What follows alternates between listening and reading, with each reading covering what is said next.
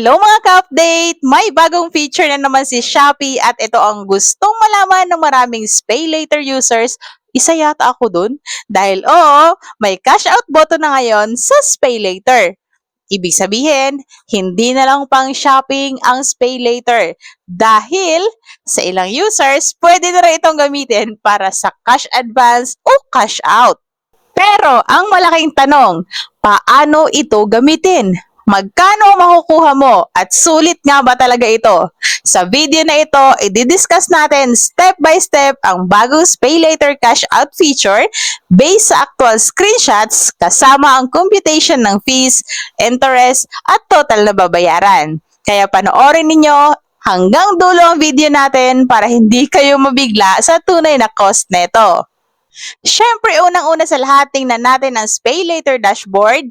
Sa screenshot, makikita natin na ang available credit ay 9,935.42 habang credit limit ay 13,000 pesos. Mapapansin din ninyo na may bagong button sa tabi ng available credit na nakalagay na cash out.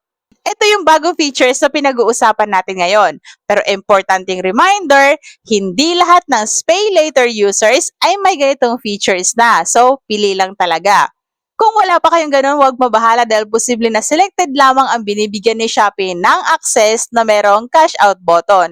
Maaring nakabase ito sa payment history ninyo, credit behavior ninyo, account activity, at eligibility ni Shopee. So, kung pasaway tayo ng mga nagsha-shopping sa Shopee, ay ganoon talaga. Kaya sila ang nagde-decide kung sino ang pwedeng gumamit nito. Ngayon, paano ito gamitin?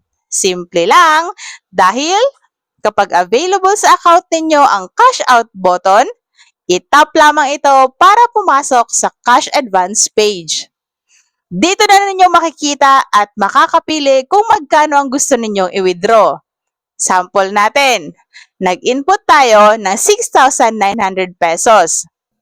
Makikita rin sa page na pwede kang mag-withdraw mula 1 peso hanggang 6,935 based sa available credit limit mo. Pagkatapos nito, pipili ka ng installment plan. Sa sample, may tatlong options. 3 months installment, 2,576.37 kada buwan. Meron ding 6 months installment, magiging 1,426.67 naman kada buwan. Meron din 12 months installment, 851.78 naman kada buwan. Mapapansin ninyo na habang humahaba ang installment period, bumababa ang monthly payment. Pero, tandaan, hindi porket mababa ang monthly payment ay mas mura na. Diyan talaga maraming naloloko. Ngayon, titingnan natin ang mga fees. Ito ang pinakamahalagang part na kailangan talaga nating malaman. Dito sa ating screenshot, makikita natin one-time processing fee, 690 pesos. At dahil nag-withdraw tayo ng 6,900 pesos, automatic bawas agad. Kaya naman ang aktual na matatanggap mo ay 6,210 na lamang. Oo, tama ang basa ninyo. Nag-request ka ng 6,900 pero hindi mo makukuha ito ng buo dahil kinaltas na kaagad ang processing fee. Hindi pa dyan nagtatapos dahil meron pa itong interest. Makikita rin sa ating screenshot na ang monthly effective interest rate ay 6.54% at may nakalagay ding monthly interest 272.55 pesos. Ngayon, i-compute natin yan para mas maintindihan ninyo kung magkano talaga ang babayaran. Halimbawa na lamang, pinili ninyo ang 1 hanggang 2 months installments. Ang monthly payment ay 851.78 kada buwan. Kung i-multiply natin ito sa 12 months, magiging 851.78 pesos times 12, magiging 10,221.36. Ibig sabihin, ang cash na tanggap mo ay 6,210. Ang total na babayaran mo kay Shopee ay 10,226.36. Ano nga bang difference? mahigit 4,000 pesos, yan ang combined cost ng fees at interest mo.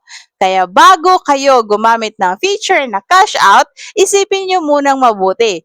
Sulit ba talaga? Depende kasi sa sitwasyon. Kung emergency at kailangan talaga ninyo ng cash, maaaring makakatulong ito. Halimbawa, meron kang emergency medical expenses, or meron kang biglaang bills, o meron kang urgent family needs.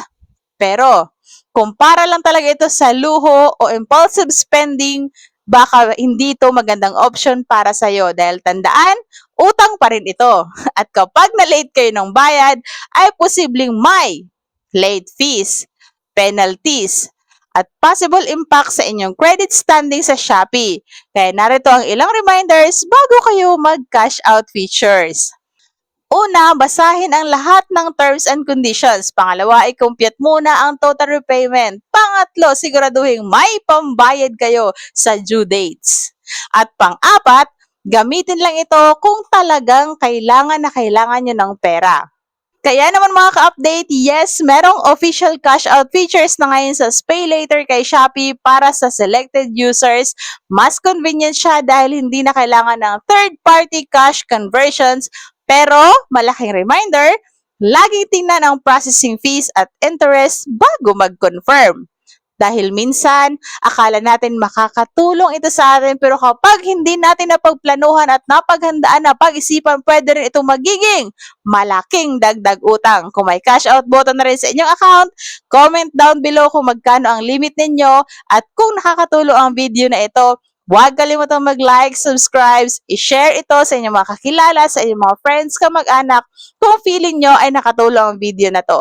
Maraming salamat sa inyong panonood. See you next updates and informations and tutorials. Huwag kalimutang mag-hit ng notification bell para lagi kayo updated. Salamat sa panonood and God bless us all.